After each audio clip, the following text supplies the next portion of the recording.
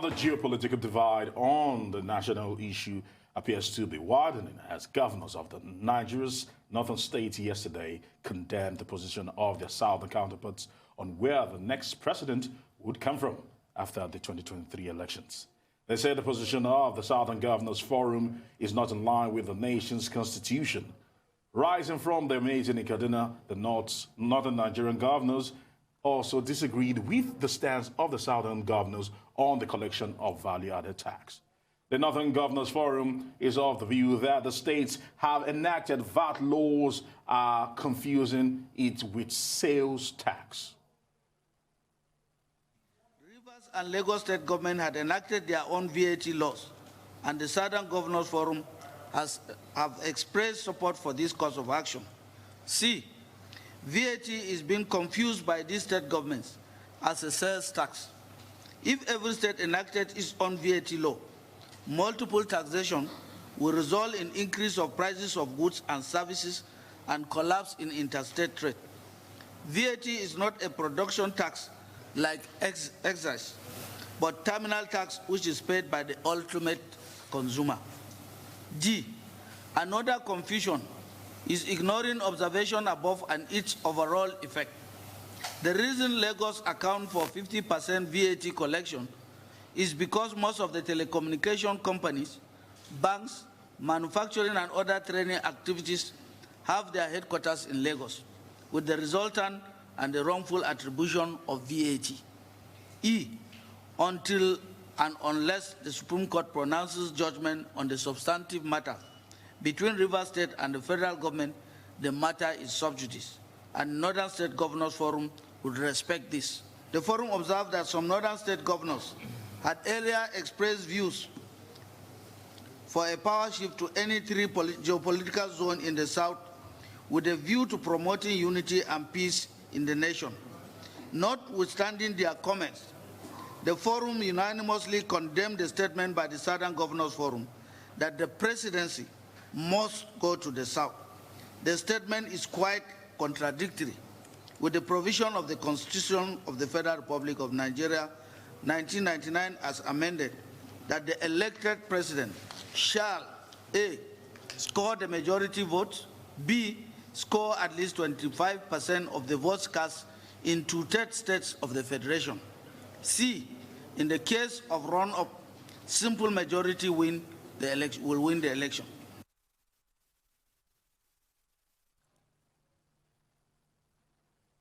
Some interesting position there. But we will now try to explore this matter a little bit by talking to Senator Ibok Essien, Chairman Pan-Niger Delta Forum, and Chris Wokobia, a lawyer and public affairs analyst. I want to say thank you very much for coming right now. And welcome to News. Thank you. The pleasure is mine. Now let's start it off from the Senator. As we look at things play out, so to speak, we are now seeing divergent opinions come from the southern governors and the northern governors actually holding different, completely different or polar positions in terms of this value-added tax. If they cannot meet, what do you think would happen? Well, good afternoon, viewers.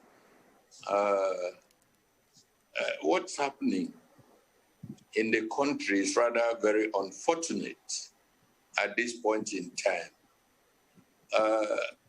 Since 1998, we've been in this democracy for almost 22 years now. And each party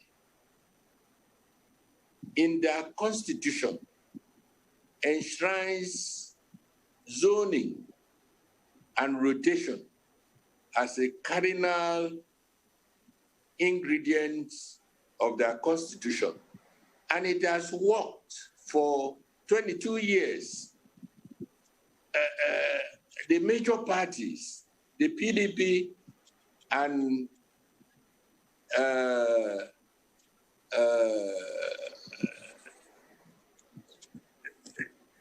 the other party, because I'm of PDP, so I don't really remember APC. They enshrine this in their constitution And it has worked up till this moment. I don't know whether the parties have changed the constitution, but I know that PDP, that I belong, we have not changed the constitution. And therefore, we respect zoning in our party. And I believe that other parties should respect.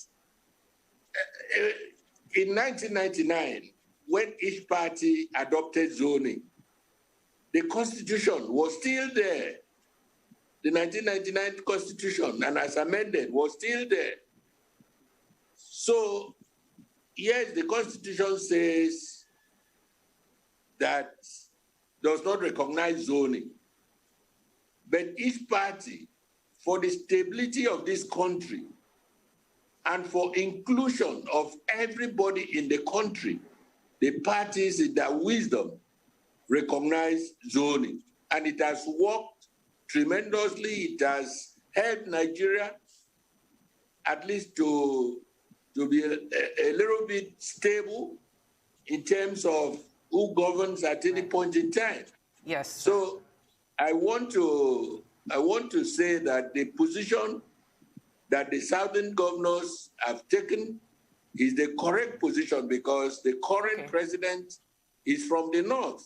Okay, sir. Okay. Sorry to interrupt you, sir, but I actually want to get the comments from Mr. Chris, who is over here shaking his head and seems to have something to say. Can we hear from you? My first take would be in line with what Sir Walter Scott would say a long time ago. He said, "Oh, what a tangled web we weave when first we practice to deceive." Tragically, you know, if a child who grew up who was born in 1999 or whatever, grows up to interrogate our political process since 1999, and if his passion is for history, he will find out that what my brother on the other side has just said is very untrue, and how sad. In 1999, when this democracy, I wouldn't call it nascent anymore, began, we had Chief Alex Ekweme, who practically led to the formation of the PDP from the G34, who contested for the PDP presidential primaries. If he was zoned to the south, he wouldn't have contested. Now, if by happenstance the party opted for Chief Olusegun Obasanjo, do not forget that in 2003, 2004, we had an Obasanjo and certain other elements from the north who were candidates at the polls. Buhari's first contestation of the presidency was in 2003. He was from the north, one of the major parties. In 2007, we had an Atiku Abubakar on the ballot from the north. We had several other elements from the south on the ballot. In 2011, when yours sincerely was the youngest to have run for the office of president, we had candidates from the north and candidates from the south. You know, this idea of zoning, which is gradually hitting the polity, and that is why I appreciate the fact that I was asked to come here and address this issue. The truth is that politicians will always seek for the best part that feathers their nest. And what do I mean? It is easier for those who are from the south to get to the presidency if you zone out those from the north, and vice versa. But after 61 years of nationhood, the challenge should be about competency and capacity. And I'm not saying that you don't have competent hands in the south. I'm not saying that you don't have competent hands in the north. What I'm saying is that rather than politique on regional and religious lines, rather than politique on ethnic and cultural lines, Nigerians should politique on the basis of competency and capacity. And that's exactly what some of us who are saying no to what the southern governors are saying and no to what the northern governors are saying are on the side of truth. All right, Chris. It should be about competency and capacity, not about region, not about religion, and not about ethnicity. Okay, so you've made that particular point very, very clear. Let me get to hear from Senator Essien concerning the fact that should we put forward zoning as a yardstick to determining who should run for what in 2023 as against competence and the ability to be able to take Nigeria from where we are to where we should be? Yes, each of the zones, we believe, have competent people. And Nigeria is rich with competent people that can manage this country and run it well. So each party, like I said before, has its own constitution. And for each party, this element of zoning is embedded in their constitution. For inclusion of each zone in the affairs at the highest level of this country. And if you look at from 1999, when we started the Fourth Republic, it has always been based on zoning principles. So I feel that though the Constitution does not, the 1999 Constitution as amended, does not include zoning as an element of the Constitution, but the party constitutions do include that. And I think for peaceful coexistence, that party constitution, I'm not saying it should override the national constitution, but the party constitution should be respected so that every part of the country feels that is not given the opportunity to run this country. I know even somebody has said that, oh, we in the North, one Hakim has said that we in the North, we have the numbers that we can always be president. I mean, such utterances goes a long way to hurt. All right, Senator. Permit us to bring you back into the studio so that we can hear from Chris concerning this. Let me say clearly and very importantly that when he talked about the constitution of the parties, as a lawyer, I know that whatever laws you have, once is in contestation, once is in disagreement with the provisions of the Constitution of the Federal Republic, to that extent it becomes null and void, And that's the position that the Northern governors are canvassing, that the Constitution of the Federal Republic of Nigeria does not provide for zoning. But for me, and this is strongly the position I want to advocate, I think that there are young people there who are watching our country and watching the politics, and then watching how the governors of the North and the South are hitting the polity. I think that what should matter to us, young people out there, is to ask for leadership and take leadership.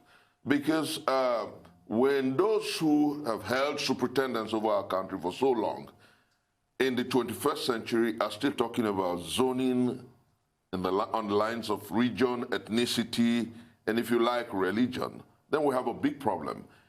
My brother on the other side did talk about every region having competent hands. So why can't they just come to the polls on that scorecard? Why can't they just reach out across the country and ensure that rather than narrow down the space, those who are competent, in this country we once had a Muslim ticket, Chivemko Abiola and Babagana Kingibe.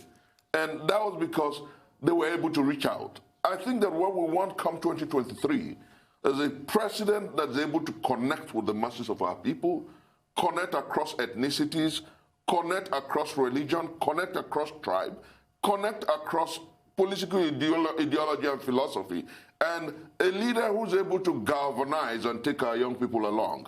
That's exactly what is important. I do not want the governors to continue to hit our polity. I think that the time has come for us to follow the constitutional normative, which provides for everybody to come to the polls as a candidate. If your party decides that you're the most competent to wield the party ticket for 2023, so be it. I want a republic that is predicated on competency and capacity come 2023. Wow, well said. Very, very engaging conversation we're having here, but we have run out of time. Chris Nwokobia, thank you so much for coming this afternoon, and Senator Ibok Essien, thank you for the discussion this afternoon.